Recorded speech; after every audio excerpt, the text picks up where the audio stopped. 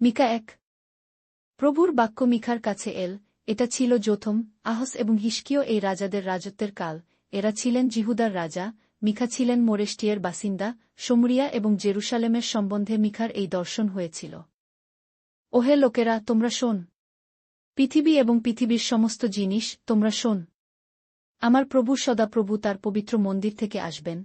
আমার প্রভু তোমাদের বিরুদ্ধে সাক্ষী হিসাবে আসবেন। দেখো, প্রভু তার স্থান হতে বের হয়ে আসছেন। তিনি পৃথিবীর উচ্চ স্থানগুলির উপর দিয়ে হেঁটে যাবার জন্য আসছেন। তার পায়ের তলার পর্বতগুলি গলতে শুরু করবে, যেমন মোম আগুনের সংস্পর্শে এসে গলে যায়। উপত্যকাগুলি ফেটে যাবে এবং উঁচু পাহাড় থেকে পড়া জলের মতো নিচের দিকে বইতে থাকবে। কিন্তু কেন? কারণ হল যাকবের পাপ এবং ইসরায়েল জাতির পাপসমূহ। কি কারণে যাকব পাপ করল? শমরিয়াই তার কারণ। জিহুদাতে আরাধনা করার উচ্চস্থান কোথায়? জেরুসালেমই কি সেই জায়গা নয়? সেই কারণেই আমি শমরিয়াকে একটি পাথরের স্তূপ বানিয়ে দেব এবং দ্রাক্ষা ক্ষেতের জন্য তৈরি একটি স্থান। আমি শমরিয়ার পাথরগুলোকে নিচের উপত্যকায় ঠেলে দেব, ফলে কেবল তার ভিতটা পড়ে থাকবে। তার সব মূর্তিগুলি টুকরো টুকরো করে ভেঙে দেওয়া হবে। বেশ্যাবৃত্তি করে যে অর্থ শমরিয়া রোজগার করেছিল তাও আগুনে পুড়িয়ে দেওয়া হবে। আমি তার সব ভ্রান্ত দেবদেবীর মূর্তিগুলো ধ্বংস করব। কিন্তু কেন? কারণ আমার প্রতি অবিশ্বস্ত হয়ে শমরিয়া তার ধন লাভ করেছে, তাই আমার প্রতি অবিশ্বস্ত লোকেরাই আবার সেই সব নিয়ে নেবে। যা ঘটবে তাতে আমি খুবই দুঃখিত হব। আমি জুতো এবং জামাকাপড় ছাড়াই যাব। আমি শেয়ালের মতো উচ্চস্বরে চিৎকার করব, পাখির মতো শোক করব। শমরিয়ার ক্ষতের কোনো রকম আরোগ্য সম্ভব নয়। তার রোগ, পাপ জিহুদাতে ছড়িয়েছে, আর তা আমার প্রজাদের দরজার কাছে এসে পৌঁছেছে। শেষে জেরুসালেমের সর্বত্র ছড়াচ্ছে। একথা গাতে বলো না, আক্কোতে কেঁদো না, বৈথিয়ফ্রার ধুলো নিজেকে গড়িয়ে দাও। শাফিরে বসবাসকারী তোমরা নগ্ন ও লজ্জিত অবস্থায় রাস্তা পার হও। সান্নে বসবাসকারী লোকেরা বাইরে আসবে না। বৈতেৎসলের শোক বিগ্রহ তোমাদের কাছ থেকে তার সম্মান নিয়ে নেবে। ভালো খবর আসবার অপেক্ষায় থেকে মরতের লোকেরা দুর্বল হয়ে গিয়েছিল। কিন্তু কেন? কারণ ঈশ্বরের কাছে থেকে জেরুসালেম শহরের দরজায় কিছু খারাপ জিনিস নেমে আসছে। হে লাখিস কন্যা, তুমি রথের সঙ্গে একটি দ্রুতগামী ঘোড়া জুড়ে দাও। সিজনের পাপগুলো লাখিসেই আরম্ভ হয়েছিল। কিন্তু কেন?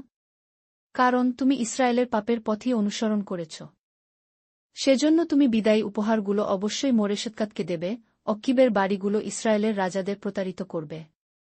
তোমরা যারা মারেশাতে বাস করছ, আমি তোমাদের বিরুদ্ধে একজন লোককে আনব। সেই লোকটি তোমাদের অধিকারের জিনিসগুলো নিয়ে নেবে। ইসরায়েলের মহিমা, ঈশ্বর, অদুল্যমে আসবে। সেজন্য নিজেদের চুল কেটে ফেল, মাথা টাক করে ফেল। কিন্তু কেন? কারণ তুমি সেই সমস্ত সন্তানদের জন্য কাঁদবে যাদের তুমি ভালোবাসো। তোমাদের চুল কেটে ফেল এবং ঈগলের মতো নিজেদের মাথা টাক করে ফেলে তোমাদের দুঃখ প্রকাশ করো। কিন্তু কেন? কারণ তোমাদের সন্তানদের তোমাদের কাছ থেকে নিয়ে নেওয়া হবে। মিকা ২। যারা পাপ করার পরিকল্পনা করে তাদের ক্লেশ হবে। ওই লোকেরা বিছানায় শুয়ে শুয়ে দুষ্ট পরিকল্পনাগুলি করে, তারপর সকালের আলো ফুটলে তারা সেই সব পরিকল্পনা অনুযায়ী কাজ করে। কিন্তু কেন?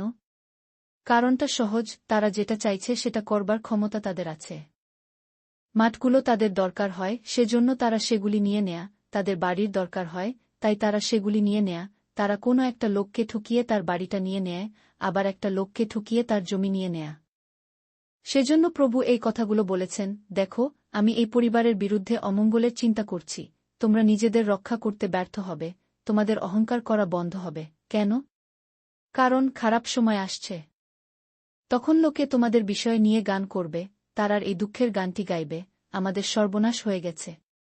প্রভু আমাদের দেশ নিয়ে নিয়েছেন এবং অন্যদের তা দিয়েছেন। হ্যাঁ, তিনি আমার জমি আমার কাছ থেকে নিয়ে নিয়েছেন। প্রভু আমাদের জমিগুলি ভাগ করে শত্রুদের দিয়ে দিয়েছেন। সেজন্য আমরা আর জমি জরিপ করতে এবং তা প্রভুর লোকেদের মধ্যে ভাগ করে দিতে পারব না। লোকেরা বলছে, আমাদের ধর্মোপদেশ দিও না, আমাদের সম্বন্ধে ওইসব খারাপ বিষয়গুলি বলো না, কোনো কিছু খারাপ আমাদের প্রতি ঘটবে না। কিন্তু হে যাকবের বংশ, আমাকে অবশ্যই এই কথাগুলো বলতে হবে। তোমরা যেসব খারাপ কাজ করেছ তার জন্য প্রভু তার ধৈর্য হারিয়ে ফেলেছেন। যদি তোমরা ঠিকভাবে জীবনযাপন করতে তাহলে আমি তোমাদের কাছে ভালো কথা বলতে পারতাম। কিন্তু আমার প্রজাদের কাছে তারা যেন শত্রুর মতো। যেসব লোকেরা তোমাদের সামনে দিয়ে পথ চলে, তাদের জামাকাপড় তোমরা চুরি করেছ। ওইসব লোকেরা ভাবে যে তারা নিরাপদে আছে, কিন্তু তোমরা তাদের কাছে থেকে এমন জিনিস ছিনিয়ে নাও যেন তারা যুদ্ধের বন্দী কয়েদি। তোমরা আমার লোকেদের স্ত্রীদের বিবাহ বিচ্ছেদ করিয়েছ এবং তাদের আরামের গৃহ থেকে বের করে দিয়েছ, তাদের শিশুদের কাছ থেকে তোমরা আমার সম্পদ চিরকালের জন্য কেড়ে নিয়েছিলে। ওঠো, চলে যাও। এটা তোমাদের বিশ্রামের জায়গা নয়, কারণ তোমরা এই জায়গাটিকে ধ্বংস করেছ। তোমরা একে অশুচি করেছ, সেজন্য একে ধ্বংস করা হবে। সেটা এক ভয়ঙ্কর বিধ্বংসী কাণ্ড হবে। এইসব লোকেরা আমার কথা শুনতে চায় না, কিন্তু যদি কোনো লোক মিথ্যা কথা বলতে আসে তখন কিন্তু তারা তাকে মেনে নেবে। তারা একজন মিথ্যা ভাববাদীকে মেনে নেবে যদি সে আসে এবং বলে, ভবিষ্যতে সুসময় আসছে, তখন দ্রাক্ষারস ও সুরার বাহুল্য হবে। হ্যাঁ, যাকবের লোকেরা, আমি তোমাদের সকলকে একত্রিত করব, আমি ইসরায়েলের যুদ্ধে অবশিষ্ট জীবিত ব্যক্তিদের একত্রিত করে আনব, যেমন মেষদের মেষখুয়াড একত্রিত করা হয়, মেষপাল যেমন চড়ানোর মাঠে একত্রিত করা হয়, সেইভাবেই আমি তাদের একত্রিত করব। তখন জায়গাটি বহু লোকজনের কোলাহলে ভরে যাবে। তারপর চূর্ণকারী ব্যক্তিটি পথ খুলে দেবে এবং তার লোকেদের সামনে যাবে, তারা দরজাগুলো ভাঙবে এবং শহর ছেড়ে চলে যাবে, তাদের রাজা তাদের সঙ্গে আগে আগে হাঁটবেন আর প্রভু তার লোকেদের সামনে থাকবেন। মিকা ৩। তখন আমি বললাম, এখন যাকব কুলের নেতারা এবং ইসরায়েল জাতির শাসকরা শোনো, তোমাদের জানা উচিত ন্যায় বিচার কি। কিন্তু তোমরা বালকে ঘৃণা কর এবং মন্দকে ভালোবাস। তোমরা লোকেদের চমড়া ছাড়িয়ে নাও, তাদের হাড় থেকে মাংস ছিঁড়ে নাও। তোমরা আমার লোকেদের ধ্বংস করছ, তোমরা তাদের চামড়া তুলে নিচ্ছ এবং তাদের হাড়গোড় ভেঙে দিচ্ছ, তোমরা মাংসের মতো তাদের হাড়গুলোকে কুচিয়ে পাত্রের মধ্যে রাখছ।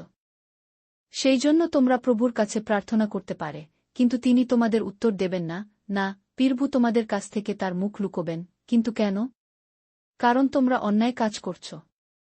কয়েকজন মিথ্যুক ভাববাদীরা প্রভুর লোকেদের কাছে মিথ্যে কথা বলে, প্রভু ওই ভাববাদীদের সম্বন্ধে এই কথা বলেছেন, এই ভাববাদীরা তাদের উদর দ্বারা পরিচালিত হয়, যখন লোকেরা তাদের খেতে দেয় তখন তারা শান্তির প্রতিশ্রুতি দেয়া, যদি তারা না খাওয়ায় তারা যুদ্ধের প্রতিশ্রুতি দেয়া। সেই জন্যই অবস্থাটা তোমাদের কাছে রাতের অন্ধকারের মতো, ভবিষ্যতে কি ঘটবে তা তোমরা দেখতে পাও না, ওই ভাববাদীদের উপরে সূর্য অস্ত গেছে, তাই ভবিষ্যতে কি ঘটবে তারা তা দেখতে পায় না, সেই জন্য অবস্থাটা তোদের কাছে অন্ধকারের মতোই। তাই ভাববাদীরা লজ্জিত, ভবিষ্যৎ বক্তারা লজ্জিত হবে, তারা আর কিছুই বলবে না। কেন? কারণ ঈশ্বর তাদের সঙ্গে কথা বলবেন না। কিন্তু প্রভুর আত্মা আমাকে ক্ষমতা, ধার্মিকতা এবং শক্তি দিয়ে পরিপূর্ণ করেছেন। কেন? কারণ আমি যাকবকে তার সম্বন্ধে এবং ইসরায়েলকে তার পাপগুলোর সম্বন্ধে বলতে পারি। যাকব কুলের নেতারা এবং ইসরায়েলের শাসকরা, আমার কথা শোন। তোমরা জীবনযাপনের সঠিক পথকে ঘৃণা কর। যদি কোনো জিনিস সোজা থাকে তখন তোমরা তাকে বেঁকিয়ে দাও। সাধারণ লোকেদের হত্যা করে তোমরা সিজন গেঁথে তোল। তোমরা রক্তপাত ঘটিয়ে জেরুসালেম গড়ো। আদালতে কে জিতবে তা ঠিক করার জন্য জেরুসালেমের যাজকরা ঘুষ নিয়ে তাদের সাহায্য করে, জেরুসালেমের যাজকরা শিক্ষা দেয় কারণ তারা তার জন্য বেতন পায়, আর ভাববাদীরা টাকা পয়সার জন্য ভবিষ্যৎ সম্বন্ধে বলো। তারপর ওই নেতারা প্রভুর সাহায্য আশা করে, তারা বলে, প্রভু এখানে আমাদের সঙ্গে আছেন, তাই অমঙ্গল কিছুই আমাদের প্রতি ঘটবে না। নেতারা, তোমাদের জন্যই সিজন ধ্বংস হবে, জায়গাটা লাঙল চাষা মাঠে পরিণত হবে, জেরুসালেম পাথরের স্তূপে পরিণত হবে, জেরুসালেম পাথরের স্তূপে পরিণত হবে, যে পর্বতে মন্দির ছিল সেটা কেবল ঝোপ জঙ্গলে ভরে যাবে। মিকা ৪। শেষের দিনগুলোতে প্রভুর মন্দিরের পর্বতটি অন্য আর সমস্ত পর্বতের চেয়ে উঁচু হয়ে উঠবে, প্রবাহের মতো সেখানে অনেক লোক যেতে থাকবে।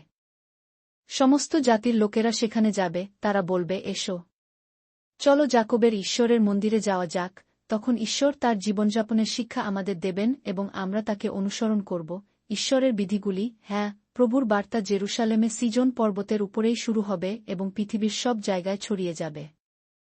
তখন ঈশ্বর সমগ্র জাতির বিচার হবেন, তিনি দূর দেশের বহু মানুষের যুক্তিতর্কের সমাপ্তি ঘটবেন, ওই লোকেরা যুদ্ধের জন্য অস্ত্র হিসাবে ব্যবহার করবে, লোকেরা অন্যের সঙ্গে লড়াই করা বন্ধ করবে আর কখনই যুদ্ধের জন্য অনুশীলন করবে না। প্রত্যেকটি লোক তার দ্রাক্ষা এবং ডুমুর গাছের নিচে বসবে, কেউ তাদের দেখবে না। কেন? কারণ সর্বশক্তিমান প্রভু বলেছেন এমনটাই ঘটবে। অন্যান্য সব জাতির লোক তাদের নিজের নিজের দেবতাকে অনুসরণ করে, কিন্তু আমরা আমাদের প্রভু ঈশ্বরকে চিরকাল, অনন্তকাল ধরে অনুসরণ করব। প্রভু, জেরুসালেম আঘাত পেয়েছিল এবং পঙ্গু হয়ে গিয়েছিল, জেরুসালেমকে আঘাত করা হয়েছিল এবং পঙ্গু করে দেওয়া হয়েছিল, কিন্তু আমি তাকে আমার কাছে ফিরিয়ে আনব। ওই কি পঙ্গু কি শহরের লোকেরাই অবশিষ্ট থাকবে, ওই শহরের লোকেদের জোর করে শহর ছেড়ে যেতে বাধ্য করা হয়েছিল, কিন্তু আমি তাদের একটি শক্তিশালী জাতিতে পরিণত করব, প্রভুই তাদের রাজা হবেন, তিনি সিজন পর্বত থেকে চিরকাল তাদের শাসন করবেন। তোমরা, যারা পালকস্কলের দুর্গ, তোমাদের সময় আসবে, সিজনের পাহাড় ওফেল, তুমিই আবার কর্তৃত্বকারীর আসন হয়ে উঠব, হ্যাঁ, আগেকার মতো জেরুসালেমই আবার রাজত্বের স্থান হবে। এখন কেন তোমরা উচ্চস্বরে কাঁদছ? তোমাদের রাজা কি চলে গেছেন? তোমরা কি তোমাদের নেতাকে হারিয়েছ? তোমরা প্রসবকারী স্ত্রীলোকের মতো যন্ত্রণা পাচ্ছ। সিজন কন্যা, যন্ত্রণা অনুভব কর, তোমার শিশুকে জন্ম দাও, তোমাদের অবশ্যই এই শহরের, জেরুসালেম, বাইরে যেতে হবে, তোমাদের মাঠে বাস করতে হবে। আমি বলতে চাইছি তোমরা বাবিলে যাব, কিন্তু তোমরা ওই জায়গা থেকে রক্ষা পাবে। প্রভু সেখানে যাবেন এবং তোমাদের উদ্ধার করবেন, তিনি তোমাদের শত্রুদের কায় থেকে দূরে নিয়ে যাবেন। বহু জাতি তোমাদের বিরুদ্ধে লড়াই করার জন্য এসেছে, তারা বলছে, ওকে অপবিত্র হতে দাও, আমাদের দৃষ্টি সিজনের উপর পড়ুক। ওই লোকেদের নিজ নিজ পরিকল্পনা আছে, কিন্তু তারা জানে না প্রভু কি পরিকল্পনা করছেন। একটি বিশেষ উদ্দেশ্যে এই জনসাধারণকে প্রভু এখানে এনেছেন। শস্যকে যেভাবে তার মাড়ানোর জায়গায় আছাড়ানো হয়, সেইভাবেই ওই লোকেদের পিষে ফেলা হবে। সিজন কন্যা, ওঠো এবং ওই লোকেদের পিষে ফেল। আমি তোমাকে খুবই বলবান করব, দেখে মনে হবে তোমাদের লোহার শিং এবং পিতলের খুর রয়েছে, তুমি বহু লোককে টুকরো টুকরো করে মারবে, তুমি প্রভুর কাছে তাদের সম্পদ আনবে। মিকা ৫। এখন ওহে শক্তিশালী শহর, তোমাদের সৈন্যদের একত্রিত কর, তারা তাদের লাঠি দিয়ে ইসরায়েলের বিচারকের গালে আঘাত করবে। কিন্তু বৈতলেহম ইফ্রাথা, তুমি জিহুদার সবচেয়ে ছোট শহর, তোমার পরিবার গোনার পক্ষে খুবই ছোট, কিন্তু আমার জন্যে কি ইসরায়েলের শাসক ও তোমার মধ্য থেকেই বেরিয়ে আসবে, তার উৎপত্তি প্রাচীনকাল থেকে, বহু প্রাচীনকাল থেকে।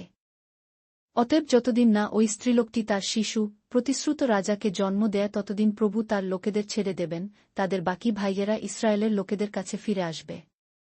তারপর ইসরায়েলের শাসক প্রভুর শক্তির উপর এবং প্রভু, তার ঈশ্বরের চমৎকার নামের উপর নির্ভর করবে ও তার মেষের পালকে খাওয়াবে, সেখানে শান্তি থাকবে, কারণ সেই সময়ে তার মহিমা পৃথিবীর শেষ প্রান্ত পর্যন্ত পৌঁছবে। সেখানে শান্তি বিরাজ করবে। হ্যাঁ, অসুরীয় সৈন্যরা আমাদের দেশ আক্রমণ করবে এবং আমাদের দুর্গগুলিকে পদলিত করবে, কিন্তু ইসরায়েলের শাসক ৭ জন মেষপালক ও ৮ জন নেতা মনোনীত করবেন। তারা একটি তরবারি দিয়ে অসুরীয়দের শাসন করবে, তারা তরবারি হাতে নিয়ে নিম্রদের দেশ শাসন করবে, ওই লোকেদের শাসন করার জন্য তারা তরবারি ব্যবহার করবে। তখন ইসরায়েলের শাসক আমাদের সেই অসুরীয়দের হাত থেকে রক্ষা করবেন, যারা আমাদের দেশকে পদলিত করতে আসবে। তখন যাকব পরিবারে বেঁচে থাকা লোকেরা বহু জাতির মধ্যে ছড়িয়ে পড়বে, তারা হবে ঈশ্বরের কাছ থেকে আসা শিশির বিন্দুর মতো, যা কারো উপর নির্ভর করে না, তারা হবে ঘাসের উপর পড়া বৃষ্টির মতো, যার কারো জন্য অপেক্ষা করার প্রয়োজন হয় না। জাতিগণের মধ্যে যাকব পরিবারের অবশিষ্টাংশ যারা, তারা অরণ্যে বন্য জন্তুদের মধ্যে সিংহের মতো হবে, মেষপালের মধ্যে যুগ সিংহ যেমন তাদের তেমনি দেখাবে, যখন সিংহ তাদের মধ্য দিয়ে যায় তখন সে তার যেখানে খুশি হয় সেখানে যায়। সে যদি কোনো পশুকে আক্রমণ করে তবে কেউ সেই পশুকে রক্ষা করতে পারবে না, অবশিষ্টাংশের অবস্থাও ওইরকমই হবে। তোমরা তোমাদের শত্রুদের বিরুদ্ধে তোমাদের হাত তুলবে এবং তাদের ধ্বংস করবে। প্রভু বলেছেন, সেই সময়ে আমি তোমাদের ঘোড়াগুলোকে নিয়ে নেব এবং তোমাদের রথগুলো ধ্বংস করব। তোমাদের রাজ্যের শহরগুলিকে আমি ধ্বংস করব, আমি তোমাদের দুর্গগুলি উপড়ে ফেলব। তোমরা আর কোনো জাদু দেখানোর চেষ্টা করবে না, ভবিষ্যৎ বলার জন্য তোমরা আর বেশি কাউকে পাবে না। তোমাদের মূর্তিগুলো যেগুলো তোমরা ভুলভাবে খচিত করেছে সেগুলো আমি ধ্বংস করব, তোমাদের মূর্তিগুলোকে মনে রাখবার জন্য যে পাথরগুলোকে খাড়া করেছ সেগুলো আমি ভেঙে চুরমার করে দেব, তোমাদের হাতে গড়া আর কোনো জিনিসই তোমরা পূজা করবে না। পূজার নিমিত্ত আশেরার খুঁটিগুলোকে আমি ধ্বংস করব, আমি তোমাদের শহরগুলি ধ্বংস করব। কিছু জাতি আমাকে মানতে অস্বীকার করে, তাই ওই জাতিগুলির বিরুদ্ধে আমি আমার ক্রোধ দেখাব এবং প্রতিশোধ নেব। মিকা ৬। এখন শোনো প্রভু কি বলেন, পর্বতগুলোকে তোমার দিকের ব্যাপারগুলো বল, পাহাড়গুলো তোমাদের গল্প শুনুক। তার নিজের লোকেদের বিরুদ্ধে প্রভুর একটি অভিযোগ আছে। ওহে পর্বতরা, তোমরা প্রভুর অভিযোগ শোনো, পৃথিবীর ভিত্তি সকল তোমরা প্রভুর কথা শোনো, তিনি প্রমাণ করবেন যে ইসরায়েল ভুল করছে। প্রভু বলেন, আমার লোকেরা, আমাকে বলো আমি কি করেছি? আমি কি তোমাদের বিরুদ্ধে কোনো ভুল কাজ করেছি? আমি কি তোমাদের জীবনকে খুব কঠিন করে তুলেছি? উত্তর দাও। আমি যে কাজগুলো করেছি তা তোমাদের বলবো। আমি তোমাদের কাছে মোশি, হারন এবং মরিয়মকে পাঠিয়েছিলাম, মিশর দেশ থেকে আমি তোমাদের নিয়ে এসেছিলাম, তোমাদের দাসত্ব থেকে মুক্তি দিয়েছিলাম। হে আমার লোকেরা, মোয়াবের রাজা বালাকের মন্দ পরিকল্পনাগুলির কথা মনে কর, বিজোরের পুত্র বিলিয়ম বালাককে কি বলেছিল, আকাসিয়া থেকে গিলগলের মধ্যে কি সব ঘটেছিল তা মনে কর, ওই ব্যাপারগুলো মনে কর, তাহলে তোমরা জানবে, প্রভুই ন্যায়। প্রভুর সঙ্গে দেখা করতে আসার সময় আমাকে কি আনতে হবে? ঊর্ধ্বস্থ ঈশ্বরকে নত হয়ে প্রণাম করার সময় আমাকে কি করতে হবে? আমি কি প্রভুর কাছে হোমবলি নিবেদন করবার জন্য 1 বছরের গোবৎস নিয়ে আসব? 1,000 মেষ এবং 1,000 তেলের নদী পেয়ে কি প্রভু খুশি হবেন? আমার আত্মার জন্য পাপ নৈবেদ্য হিসেবে আমি কি আমার প্রথম সন্তানকে বলি দেব? আমার দেহের ফল, আমার সন্তানকে কি আমার আত্মার মূল্যস্বরূপ পাপ নৈবেদ্য দেওয়া উচিত? ওহে মানুষ, প্রভু তোমাদের বলেছেন ভালো বলতে কি বোঝায়, সেইটিই প্রভু তোমাদের কাছ থেকে চাইছেন, অন্যান্য লোকেদের সঙ্গে ন্যায় আচরণ কর, দয়া এবং আনুগত্য ভালোবাসো, তোমাদের ঈশ্বরের সঙ্গে নম্রভাবে বাস কর। প্রভুর রব শহরকে ডাক দিল, জ্ঞানী ব্যক্তিরা প্রভুর নামকে সম্মান করে, তাই শাস্তির দণ্ডের প্রতি এবং যিনি দণ্ডটি ধরে থাকেন তার প্রতি মনোযোগ দাও। খারাপ লোকেরা কি এখনও চুরি করা মূল্যবান জিনিসপত্র লুকিয়ে রাখছে? সেই খারাপ লোকেরা কি এখনও খুব ছোট্ট টুকরি দিয়ে লোক ঠকাচ্ছে? হ্যাঁ, ওইসব ঘটনা এখনও ঘটছে। এইসব লোকেদের কি আমার ক্ষমা করা উচিত, যারা চুরি করে এবং লোকেদের প্রতারিত করে? যারা এখনও লোকেদের ভুলথলি ও ভুল মাপনযন্ত্র দিয়ে প্রতারিত করে, তাদের কি আমার ক্ষমা করা উচিত? না। ওই শহরের ধনী ব্যক্তিরা এখনও নিষ্ঠুর, ওই শহরের লোকেরা মিথ্যা কথা বলে। হ্যাঁ, ওরা প্রতারণাপূর্ণ কথা বলে। সেজন্য আমি তোমাদের শাস্তি দেওয়া শুরু করেছি, তোমাদের পাপের জন্য আমি তোমাদের ধ্বংস করব। তোমরা খাবে, কিন্তু তোমাদের পেট ভরবে না, তোমরা ক্ষুধার্ত এবং খালি অবস্থায় থাকবে, তোমরা লোকেদের নিরাপদ আশ্রয়ে আনার চেষ্টা করবে, কিন্তু তোমরা যাদের রক্ষা করবে, লোকে তাদেরই তরবারির আঘাতে মেরে ফেলবে। তোমরা তোমাদের বীজ বপন করবে, কিন্তু তোমরা খাদ্য সংগ্রহ করতে পারবে না, তোমরা তোমাদের জলপাই পিষে তেল বের করার চেষ্টা করবে, কিন্তু কোনো তেল পাবে না, তোমরা তোমাদের দ্রাক্ষা দলাবে, কিন্তু মিষ্টি দ্রাক্ষার পান করার জন্য পর্যাপ্ত রস সংগ্রহ করতে পারবে না। কেন? কারণ তোমরা অমরির বিধি মান্য করেছিলে, আহাবের পরিবার যেসব খারাপ কাজ করে, তোমরা সেই সব খারাপ কাজ করে থাক, তোমরা তাদের শিক্ষামালা অনুসরণ করে থাক, সেজন্য আমি তোমাদের ধ্বংস হতে দেব। লোকেরা এতই অবাক হবে যে শীষ দেবে যখন দেখবে তোমাদের শহর ধ্বংস হচ্ছে, তখন তোমরা আমার লোকেদের লজ্জা বহন করবে। মিকা 7। আমি মানসিকভাবে বিপর্যস্ত, কারণ আমি যেন গাছ থেকে পেড়ে নেওয়া ফলের মতো, যেসব দ্রাক্ষাগুলো গাছ থেকে তোলা হয়ে গেছে ঠিক তাদের মতো, খাবার জন্য কোনো দ্রাক্ষা সেখানে নেই, যা আমি ভালোবাসি সেই নতুন গজানো ডুমুর পর্যন্ত নেই। আমি বলতে চাইছি, সব বিশ্বাসী লোকেরা চলে গেছে, এই দেশে আর কোনো ভালো লোক পড়ে নেই, প্রত্যেক লোক অপরকে হত্যা করার জন্য অপেক্ষা করছে, প্রত্যেক ব্যক্তি তার ভাইকে ফাঁদে ফেলার চেষ্টা করছে। লোকেরা এখন দুহাতেই খারাপ কাজ করতে দক্ষ, উঁচু পদস্থ কর্মচারীরা এখন ঘুষ চাইছে, বিচারকরা আদালতে তাদের মত পরিবর্তনের জন্য টাকা নিচ্ছে, গণমান্য নেতারা ভালো এবং ন্যায় মতামত দেয় না, তারা যা কিছু ইচ্ছা করে সেটাই করছে। এমনকি তাদের মধ্যে যে সবচেয়ে ভালো সেও জট পাকানো কাটা ঝোপের চেয়ে অনেক বেশি প্যাঁচালো। ভাববাদীরা বলেছিল যে এই দিনটি আসবে, তোমাদের পাহারাদারদের দিন এসে গেছে, এখন তোমরা শাস্তি পাবে। এখন তোমরা বিভ্রান্ত হয়ে যাবে। তোমাদের প্রতিবেশীকে বিশ্বাস করো না, বন্ধুকে বিশ্বাস করো না, এমনকি তোমাদের স্ত্রীদের সঙ্গে ও খোলাখুলিভাবে কথা বলো না। নিজের বাড়ির লোকেরাই মানুষের শত্রু হবে, পুত্র তার পিতাকে সম্মান করবে না, কন্যা তার মাতার বিরুদ্ধে যাবে, একজন বধূ তার শাশুড়ির বিরুদ্ধে যাবে। সেজন্য আমি সাহায্য পাবার জন্য প্রভুর দিকে তাকাব। আমি রক্ষা পাবার জন্য আবার ঈশ্বরের অপেক্ষা করব। আমার ঈশ্বর আমার কথা শুনবেন। আমার পতন হয়েছে, কিন্তু শত্রু আমাকে নিয়ে উপহাস করো না। আমি আবার উঠব, এখন আমি অন্ধকারে বসে আছি, কিন্তু প্রভু আমার জন্য আলোকস্বরূপ হবেন। প্রভুর বিরুদ্ধে আমি পাপ করেছিলাম, তাই তিনি আমার প্রতি ক্রুদ্ধ হয়েছিলেন, কিন্তু তিনি আদালতে আমার জন্য আমার মামলায় তর্ক করবেন, তিনি আমায় নির্দোষ প্রমাণ করবেন এবং আমাকে আলো নিয়ে আসবেন, আমি তার ন্যায়পরাজনতা দেখব। আমার শত্রুরা এটা দেখে লজ্জিত হবে, কারণ আমার সেই শত্রুরা আমাকে বলেছিল, তোমার প্রভু ঈশ্বর কোথায়? আমি তাকে নিয়ে মজা করব, রাস্তার কাদার মতো লোকেরা তার উপর দিয়ে হেঁটে যাবে। সময় আসবে যখন তোমার দেওয়ালগুলো আবার গেঁথে তোলা হবে, সেই সময়ে দেশের সীমা দূরে যাবে বা পরিধি বাড়বে। তোমার লোকেরা তোমার দেশে ফিরে আসবে, তারা অসুর থেকে এবং মিশরের শহরগুলি থেকে ফিরে আসবে, তোমার লোকেরা মিশর এবং ফরাত নদীর উপার থেকে আসবে, তারা পশ্চিম দিকের সমুদ্র হতে এবং পূর্ব দিকের পর্বত হতে আসবে। দেশের অধিবাসীরা দেশে বাস করে তাদের মন্দ কাজের দ্বারা দেশ ধ্বংস করছে। অতএব দণ্ড দিয়ে তোমার লোকজনদের শাসন কর তোমাদের অধিকারভুক্ত লোকজনদের। সেই পাল একাকী কর্মিল পর্বতের মধ্যবর্তী বনে বাস করছে, সেই পাল আগে যেমন বাসন এবং গিলিয়াদে বাস করত এখনও সেই দুটি জায়গাতেই বাস করছে। আমি যখন তোমাদের মিশর দেশ থেকে বের করে এনেছিলাম তখন অনেক অলৌকিক কাজ করেছিলাম, আমি ঐরকম আরও অনেক অলৌকিক ঘটনা তোমাদের দেখাব। বহুজাতির লোকেরা সেই অলৌকিক ঘটনাগুলো প্রত্যক্ষ করবে এবং তারা লজ্জিত হবে, তারা প্রত্যক্ষ করবে যে তাদের শক্তি আমার তুলনায় কিছুই নয়, তারা অবাক হয়ে যাবে এবং তাদের মুখে হাত দেবে, তারা কিছুই শুনতে চাইবে না।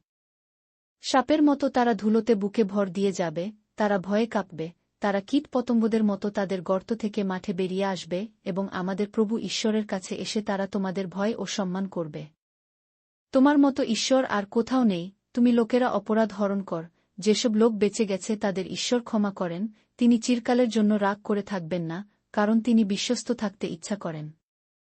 প্রভু আবার ফিরে আসবেন এবং আমাদের আরাম দেবেন, তিনি আমাদের অপরাধ চূর্ণ করে দেবেন এবং আমাদের সমস্ত পাপ গভীর সমুদ্রের মধ্যে ছুঁড়ে ফেলে দেবেন। ঈশ্বর যাকোবের প্রতি অটল থাকবেন, দয়া করে আপনি আপনার দয়া অব্রাহামকে দেখান যেমনটি আপনি বহু আগে আমাদের পূর্বপুরুষদের কাছে প্রতিশ্রুতি দিয়েছিলেন।